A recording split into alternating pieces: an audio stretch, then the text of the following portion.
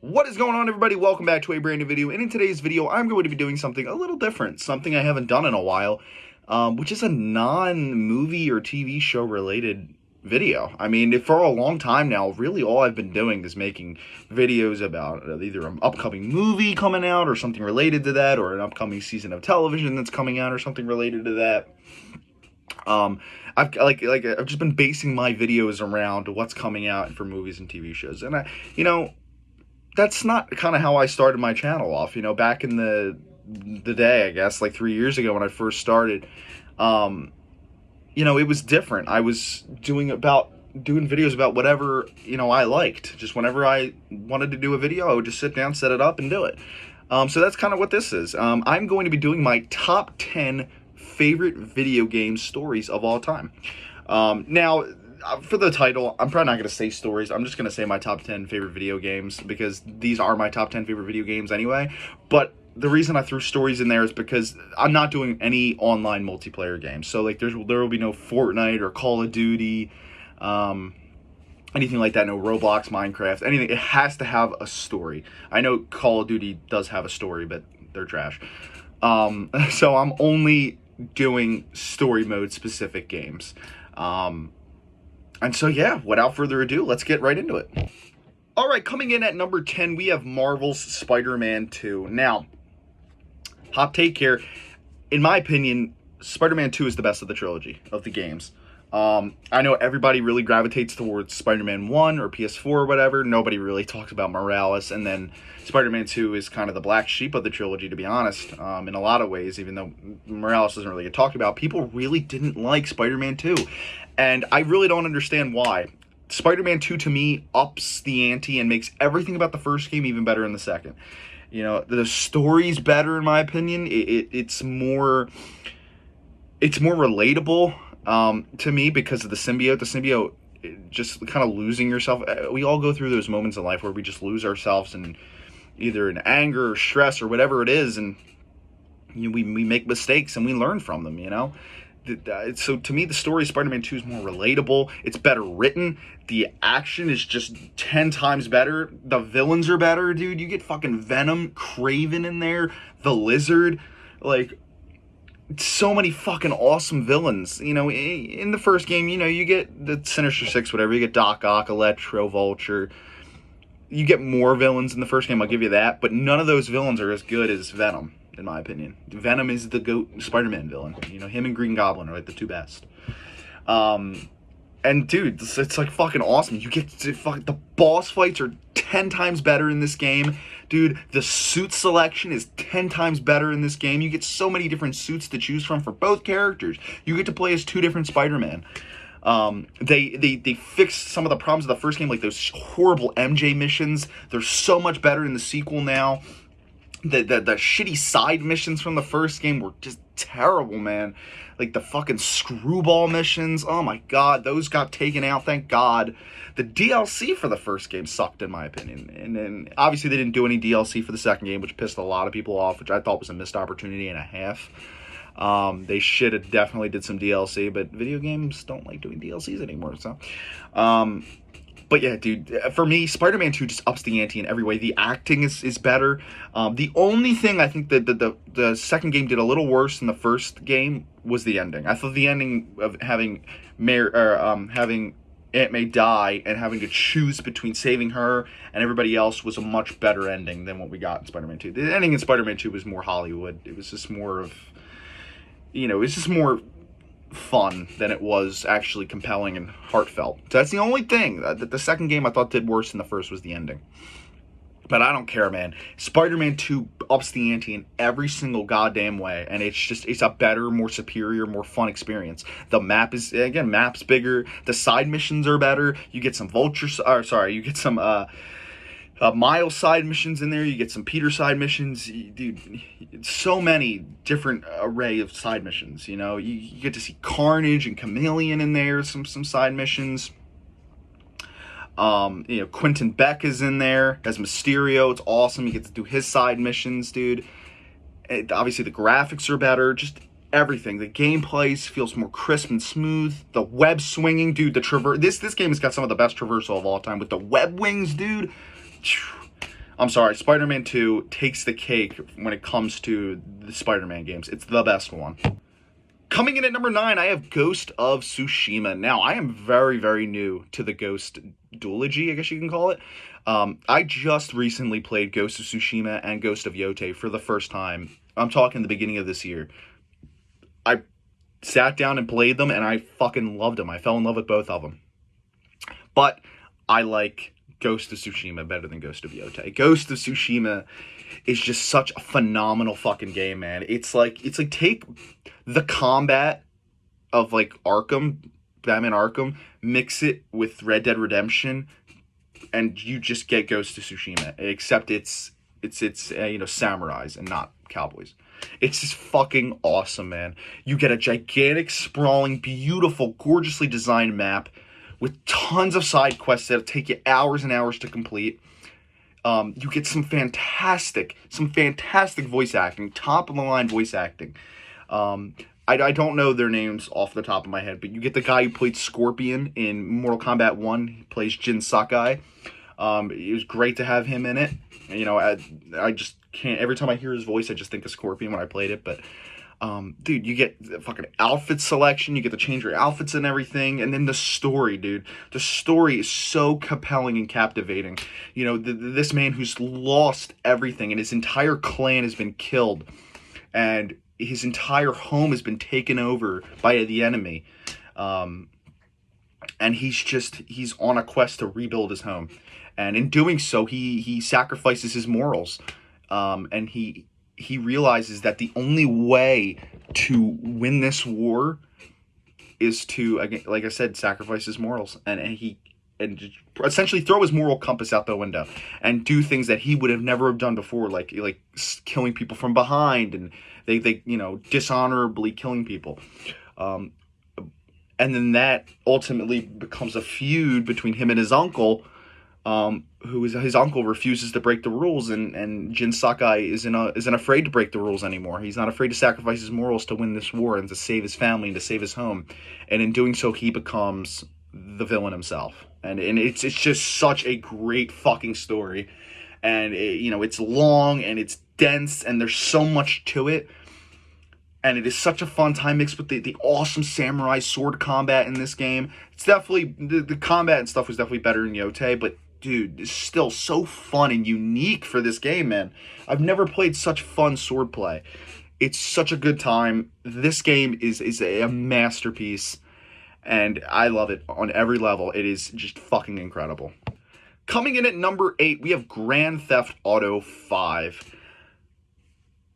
What can I say? It's Grand Theft Auto 5. I mean, it's just such a great game. I will admit, bias from my childhood and nostalgia holds a big part in this.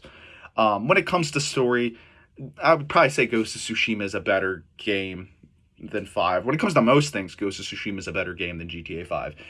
But I'm not gonna lie, nostalgia for me, man, it brings me back. I have so much nostalgia for this game. I just remember playing this game when I was a kid, going around the sprawling, gorgeous city of Los Santos. The graphics at the time were just top of the line. You were never gonna find better graphics than this game. It was it's so gorgeous. The fucking hundreds of songs on the radio that I hear anytime I hear it in person.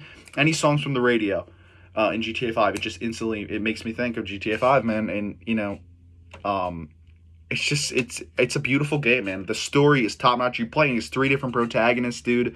You get a bank robber who's retired but really hates his life and he misses the excitement of robbing. You got this new young kid from the hood who wants to get out of the gangster life. It's not working for him. He's not getting money. He's not getting anywhere with his life.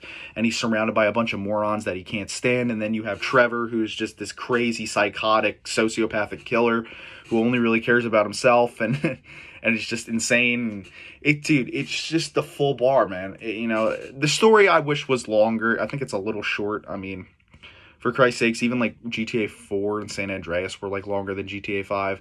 I thought the story was too short, but the nostalgia of that game for me, man, it's just gorgeous. It's a gorgeous game, and I'm so excited for GTA 6 this year. I really hope it comes out. It's been a very long time since I found a game that could recreate the spark like that, and Yeah, I just love GTA 5, man. Again, it's childhood bias, I admit, but it is a fucking great game. There's no denying it. One game of the year, for Christ's sakes. It is a great fucking game, and I will always love Grand Theft Auto 5. Coming in at number 7, we have Batman Arkham Origins, man. This is one of many Arkham games that'll be on here, or at least a few more. This game, still to this day, does not get enough credit for how fucking fantastic it is. At the time, obviously, this game was very controversial when it came out because it wasn't made by Rocksteady. Didn't have the same voice actors. But, dude, this game is top tier, man. I mean, everything about this game is just amazing, dude. First off, this is by far the most compelling of the Arkham games, in my opinion. This is the only Arkham game where Batman actually has an arc.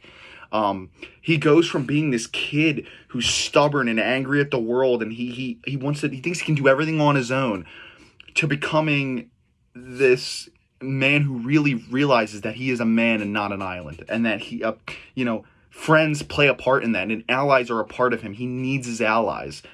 He kind of has to throw aside his ego and his pride and say, you know what, maybe I can't do it on my own. I need some allies, and they help him. And it's beautiful, and it's fantastic, even if Batman can do it on his own, because let's be honest, in the future Arkham games, he does it all on his own. But for this game, though, that was perfect. It was beautifully done.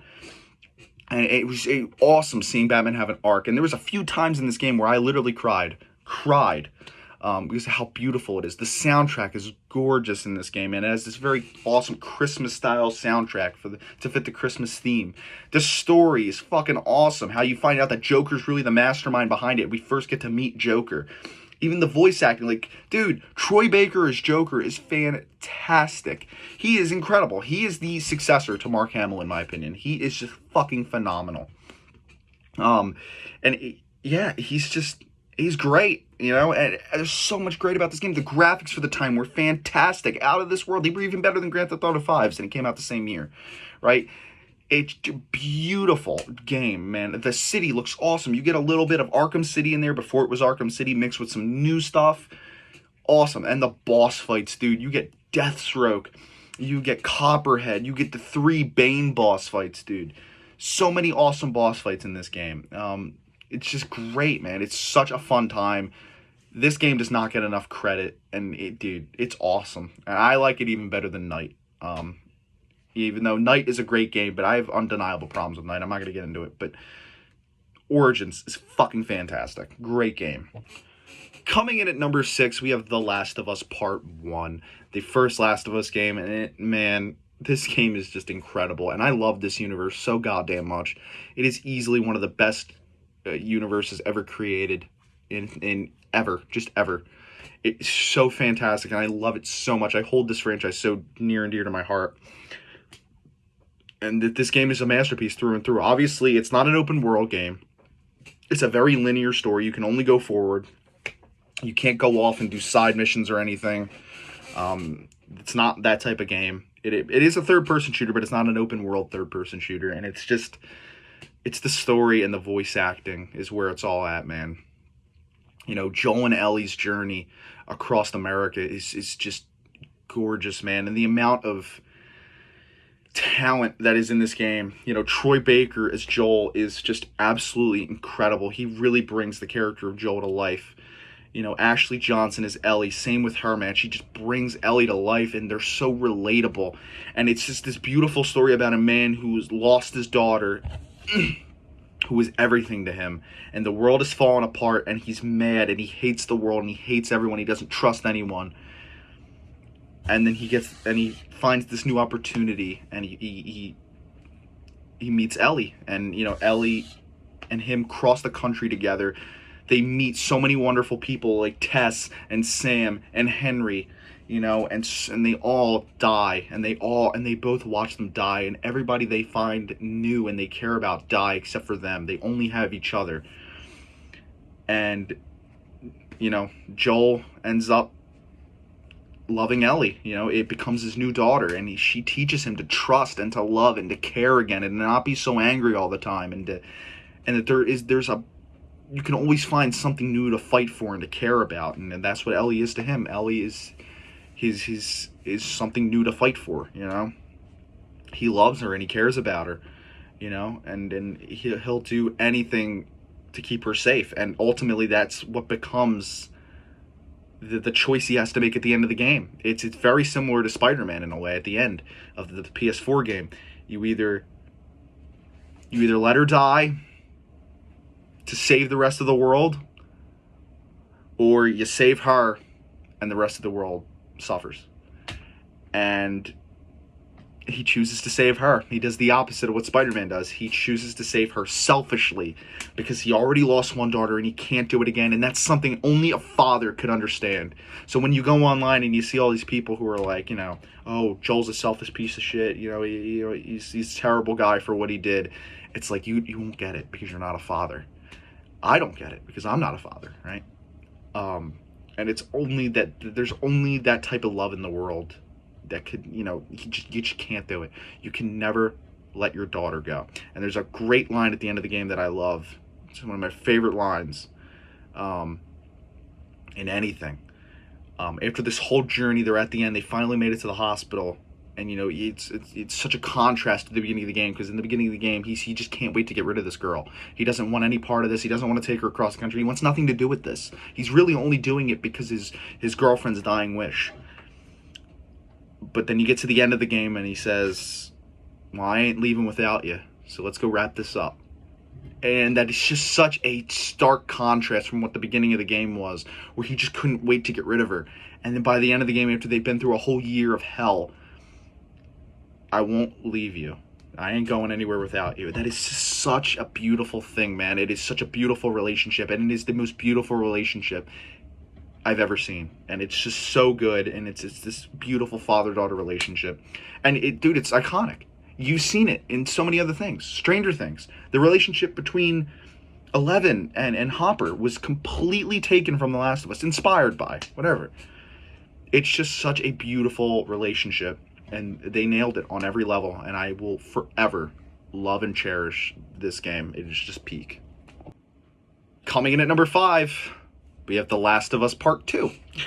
Hot take, I prefer Part 2 over Part 1. I know everybody and their mother likes the first game more than the second, and that's fine. But to me, Part 2 is better. I think what Part 2 does better is I think it captures the tone better. I think it's a darker, more depressing game, and I think it captures that depression a lot better than the first game was able to. Or in better words, the second game is really trying to be depressing, right? It's trying to be dark and sinister and lonely, whereas the first game has a beautiful element to it. I just think the second game does a better job at capturing the depressiveness of it than the first game does capturing the beautifulness of it, right? I think the second game is just so dark, and the tones are so dark, and it's so depressing and sad, and it just does a perfect job at capturing that. With the architecture, I love Seattle in this game. It is dark, miserable, rainy. It's death around every corner. All the buildings are destroyed. You know, there's infected everywhere. It is a gorgeous shithole, is what it is. It's gorgeous. The architecture in this game is beautiful. I think all the acting was stepped up a notch. The acting and the relationship between Ellie and Dina, Ashley Johnson, it's just fantastic relationship there. It is such a beautiful relationship. And, you know, for all the fucking assholes online who call it woke, or it's woke, and fuck off. Just fuck off. You know, just because you have a gay relationship doesn't mean it's woke. Doesn't mean they're trying to push some agenda, you know?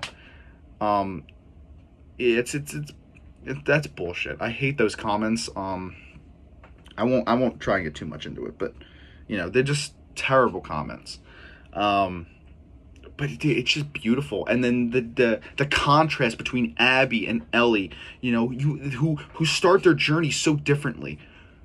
Abby starts the game off full of vengeance and anger and hatred for Joel, and she just wants to kill Joel so bad, and she finally does it. And once she does, she realizes, I don't feel better. I don't feel better. This was for nothing, and I feel guilty about it. And she does. She does feel guilty about Joel's death, because there was a line originally in the game where at the end she says she regrets killing Joel. They took it out. but to me that's still canon. And so Abby's entire journey from the beginning of the game, her 3 days in Seattle, is her redeeming herself. Her journey is an upward journey, whereas Ellie starts off the game where Abby was at the end of the game. Ellie starts off the game. She's fine. She made it through the first game. She's not looking for vengeance or anything like that. But then once Abby kills Joel, Ellie gets knocked down to Abby's level. And this is their journey. Ellie keeps going down and descending into madness, revenge, and hatred. Abby is going up. She's redeeming herself with Yara and Lev. She helps them out. She feels guilty about what she's done, killing all these scars, and she realizes they're just kids and they saved her life, and not everybody's evil. Just because you don't see something the same way doesn't make them evil and you good, or you evil and them good. And that's why this story is so good. It shows that there's no such thing as just pure evil and pure good. It's not about that. It's not just one side's good, one side's bad. It's not good versus evil. It is so much more interesting and deep than that. It's not that gray. It's never been that gray. It's not that simple. Everybody has a reason for why they're doing something. And, you start off the game when Abby kills Joel. You're as Ellie, you just see her, this bitch is evil. She just killed Joel in front of me. But then you go back and you play Abby's segment and you realize why she did it. Because he killed her father. And he stopped the world from having a cure. And then obviously Ellie descends on her journey and kills Mel, Owen, Jordan. All these people die. Manny, she wipes out her and Tommy and Jesse and Dina. Wipe out their entire friend group.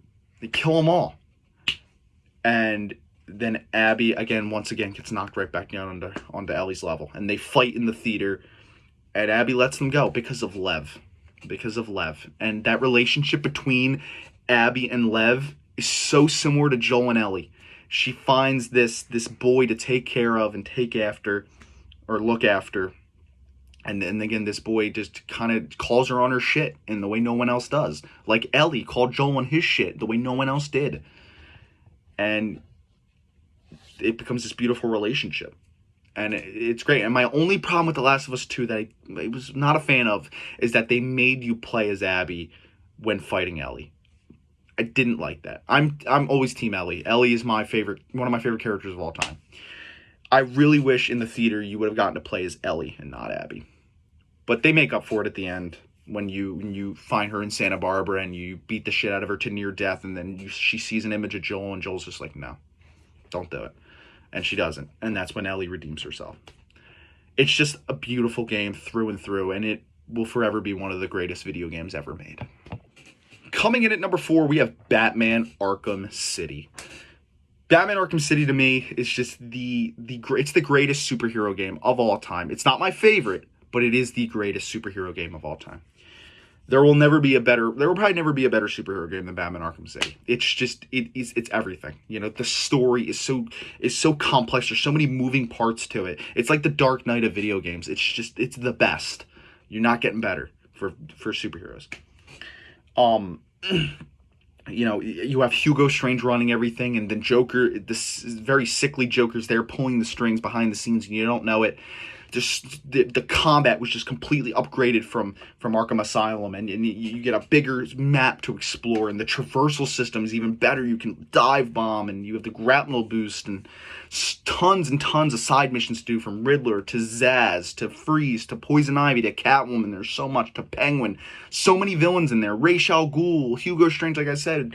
Dude, Mr. Freeze. Just tons and tons of villains. And there's so much to do, and there's so much fun to be had in this world.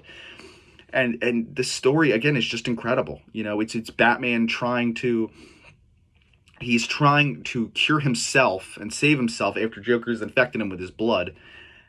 And he has to get through so many of his foes to try and do it, and to get where he needs to be to save his life. And, he considers saving Joker at the end, but the Joker kills himself. He stabs Batman in the shoulder, Batman drops the cure, and then Joker dies. That is one of the greatest endings in gaming history.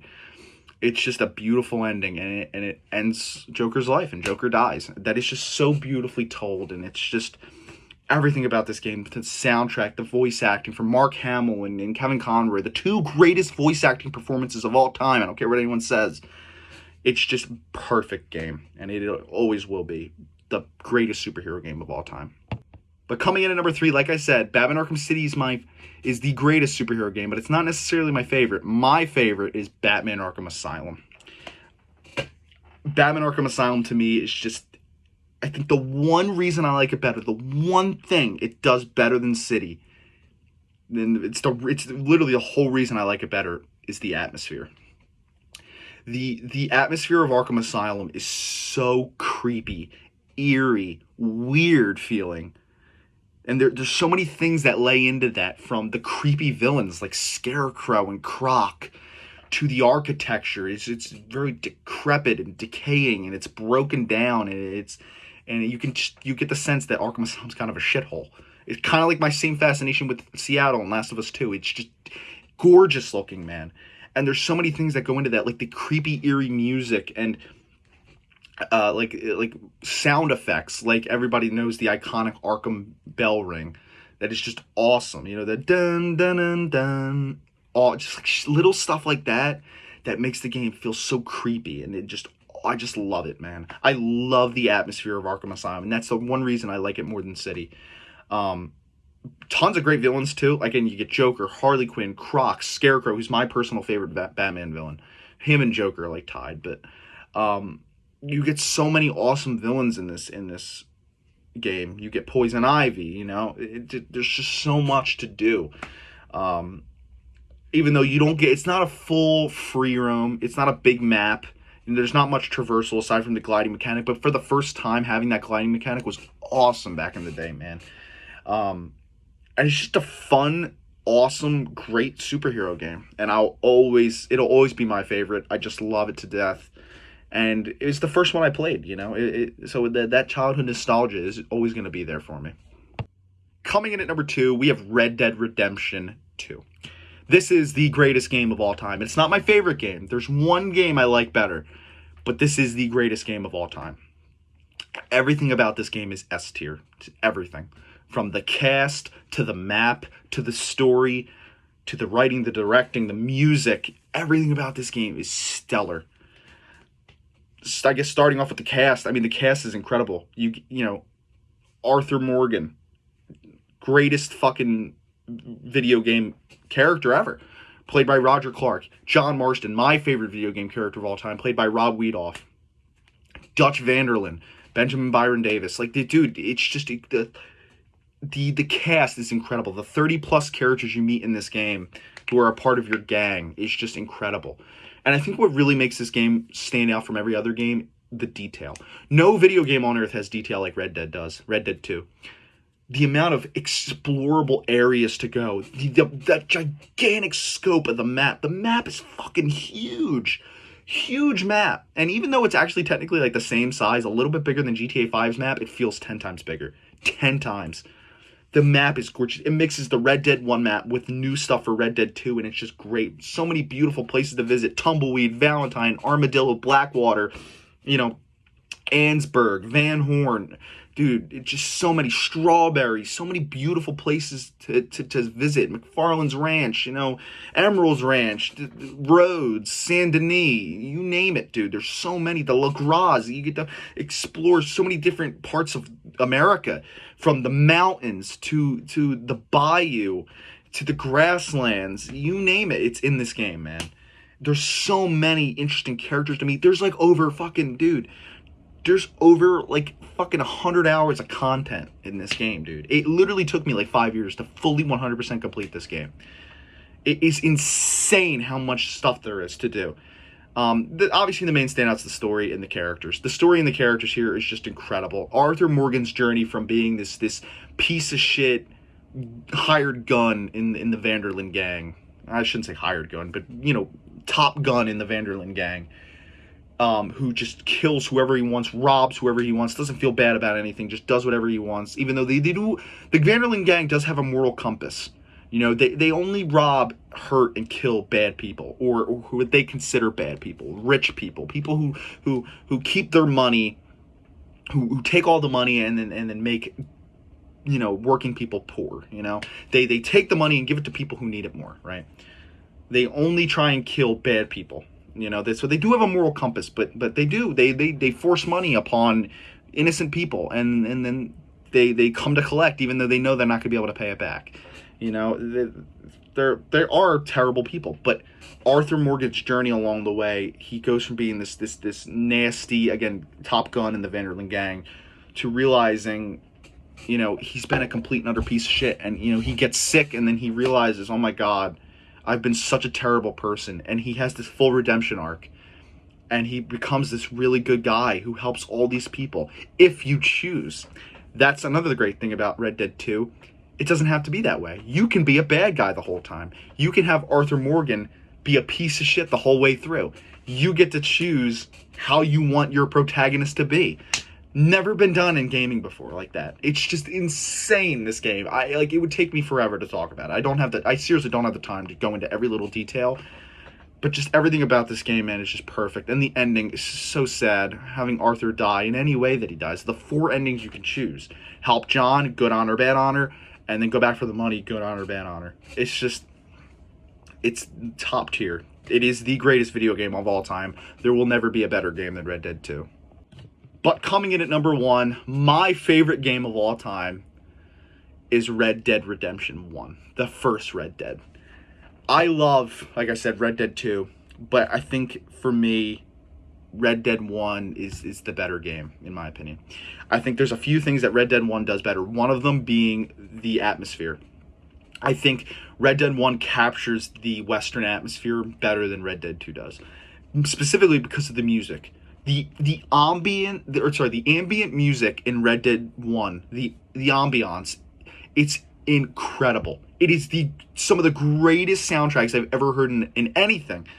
The atmospheric music in this game, depending on which part of the map you're on, whether you're in Mexico or you're up in around McFarland's ranch, or if you're up by John's house by Blackwater, the music changes. Or if you're in Tall Trees, the music becomes this more creepy, eerie soundtrack by Blackwater and stuff. And then when you're by McFarland's ranch, it's this beautiful Western soundtrack. And when you're in Mexico, it's just so nostalgic for me, and it's so fucking good, and it makes you feel like you were right in that world, and it's just gorgeous, man. The ending of Red Dead I also think is a little better, because you don't see John's death coming. You see Arthur's death coming, because he's not in the first game, and because he's sick. John's death, you never see it coming, man. He does what the government asks of him. He gets his family back. He comes home, and then the government shows up, betrays him, and kills him. It's the saddest death in gaming to me, and it's again a death you never saw coming, and it's beautiful, man. It's so beautiful, and dude, I will forever love the first Red Dead. John Marston will always be my favorite protagonist in gaming. There will never be a protagonist I like more than John Marston. In the first game, I don't like him really that much in the second game, I won't lie. But in the first game, it's just, to me, it is the best game ever. I'll never love a game better. Unless Red Dead 3 comes out and it just somehow surpasses it. But, yeah, that is the best game to me, Red Dead Redemption. So, yeah, I hope you guys did enjoy this list. If you did, make sure to drop a like, rate, comment, subscribe. Let me know your list down in the comments below. And I'll see you guys next time. Bye, guys.